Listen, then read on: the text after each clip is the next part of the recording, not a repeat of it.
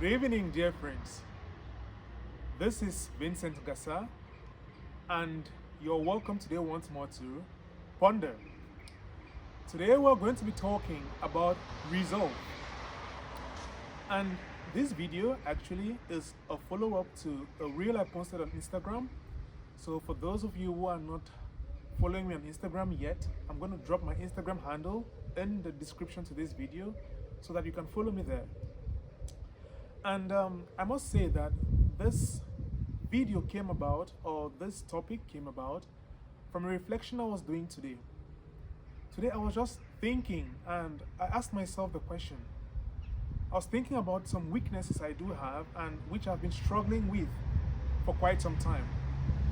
So I asked myself the question, Vincent, have you resolved to actually rise above these things? Have you made up your mind to rise above these things? Because you've been struggling with some of these things for a while. And then it made me to start thinking. So the question comes, what is resolve? Resolve has many definitions.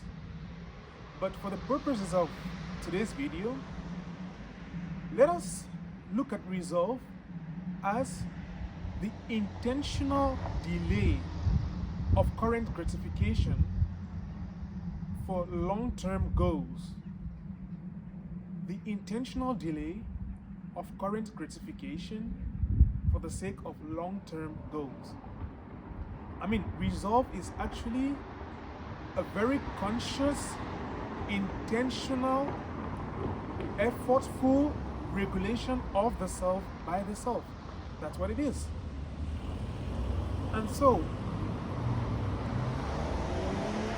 the next question that comes is this. But how does one get resolve? Because I believe that it's no news to any of you watching this video that for any worthwhile achievement to be made, there must be resolve. In fact, I dare say that resolve is the currency upon which any worthwhile or meaningful goal can be brought to be. That is what it is. The currency upon which any worthwhile or meaningful goal can be brought to be. So, how does one obtain resolve? There may be many theories, but one thing I think is for there to be a resolve, for resolve to be generated, there must be anger. There must be anger against the existing status quo, the actual state of things. There must be a righteous anger. That anger that is going to be so strong, that is going to want to push one to make the decision, to take the resolve, to change the situation. That is one of the ways I think that's how resolve comes to be. So if there's no anger, if there's just satisfaction, or if one is not angry enough, then I don't think one is going to have the strength to make the resolve to improve or to change a particular situation. The next question, the next thing we're going to examine is, okay, now we know what resolve is. We know how it comes. But then, how is it nourished? Because resolve has to be nourished. It's not like once we resolve to make a decision or a change, the resolve stays with us continuously for the rest of our lives. No. Once the resolve has been made, if it is not nourished, then it becomes nothing other than motivation, which is going to just dissipate in a couple of days or weeks. So, I'm going to give you 4 ways in which resolve can be nourished. The very first way, or the very first thing to think about is the motivation. What is my motivation for making this resolve? What is my motivation for wanting to do this thing?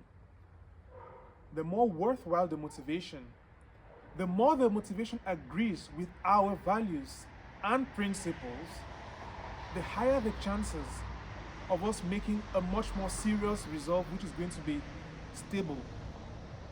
Check your motivation. The second thing is to make if and then statements. If and then statements. What do I mean by this? Take, for example, you want to stop eating late. You decide to stop eating after 10 p.m. Okay, that's a very good resolve. That's a very good decision. Then, after some time, you have a party, you're invited to a party, a night party within which you know that you might most likely eat after 10 p.m. or maybe at 11 p.m. So before or prior to going to that party, we can make this if and then statement.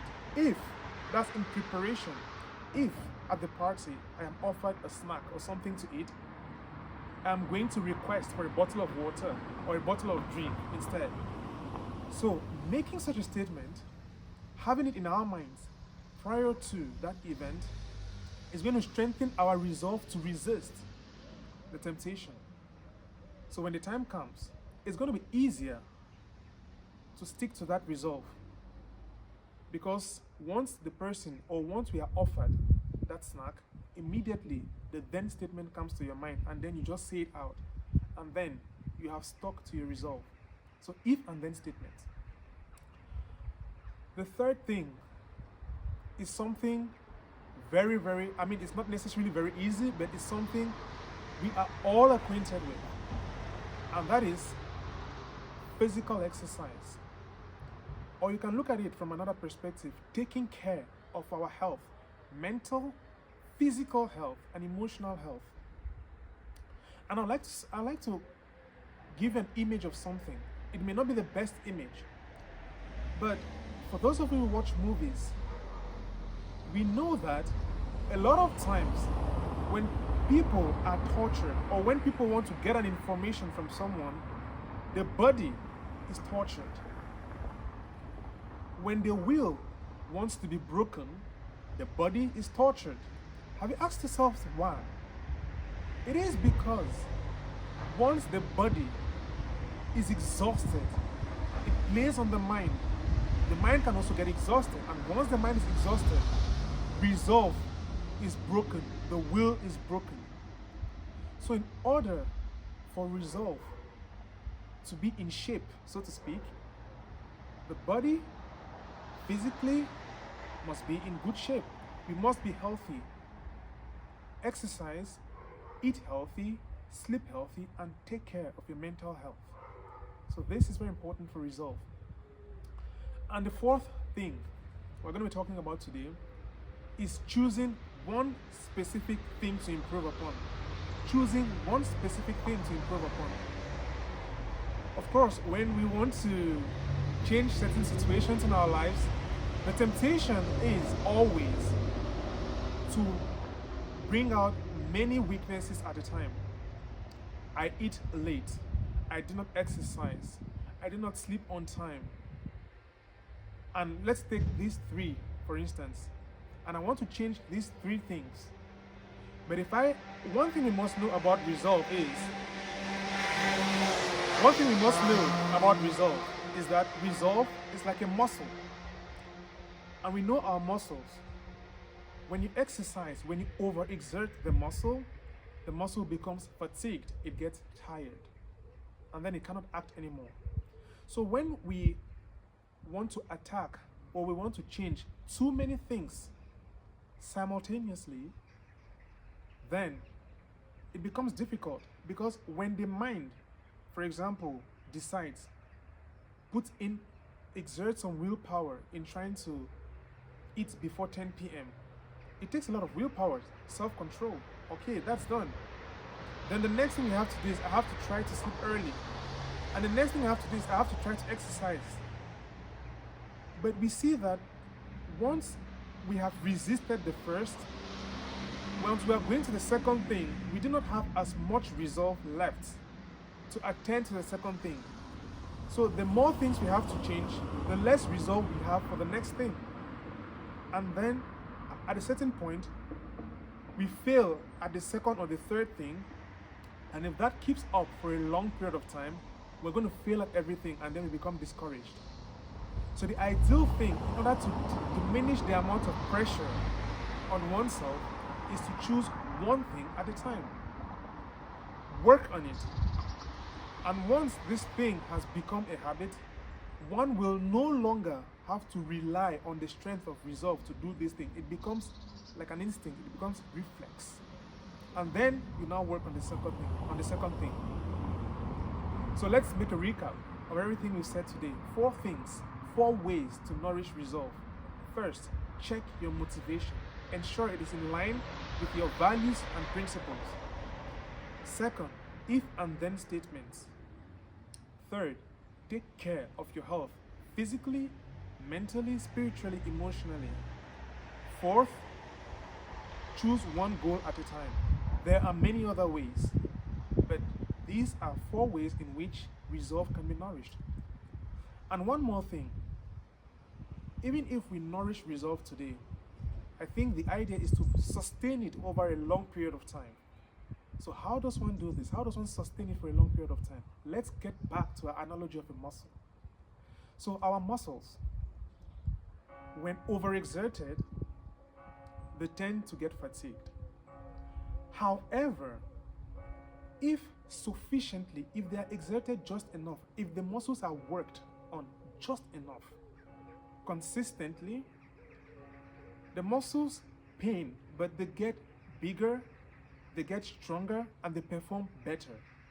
So when the muscles are consistently exerted upon for an extended period of time, what happens? The muscles become stronger and they perform better. So it is with resolve. We might fall today. Do not get discouraged. But this small and consistent usage of resolve, time and time again, is going to help us over the long term to become better, to become stronger, and to perform better, just like a muscle. So this is a way in which resolve can be sustained over a long period of time. My dear friends, we're going to end the video at this point today. And I know that there's so much more to be said about this. However, if there's anything anyone has to add to this, feel free to use the comment section.